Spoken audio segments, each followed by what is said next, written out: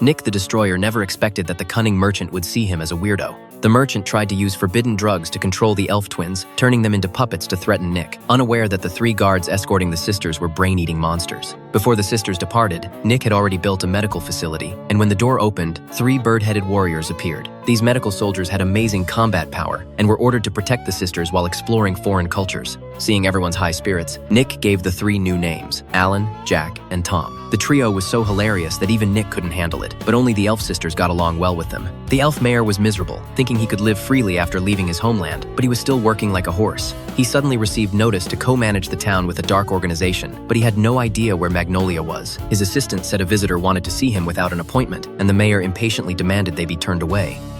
前のガーラからの使者とおっしゃっているのですが、それは先に言いなさいよ。最重要案件じゃないの。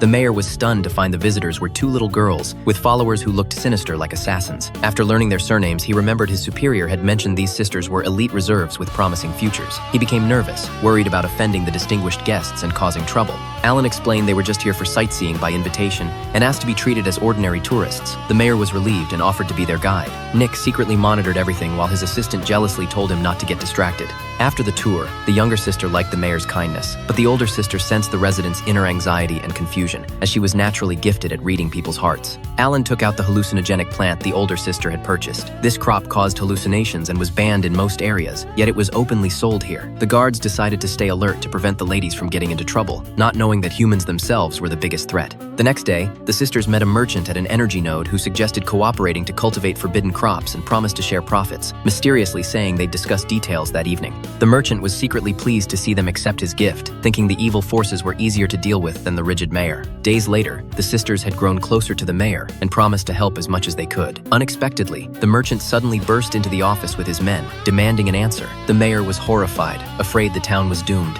The younger sister flatly refused, saying missing the appointment had already made their position clear. She asked the mayor if they could eliminate these people, otherwise damaging diplomatic relations would shame her before Nick.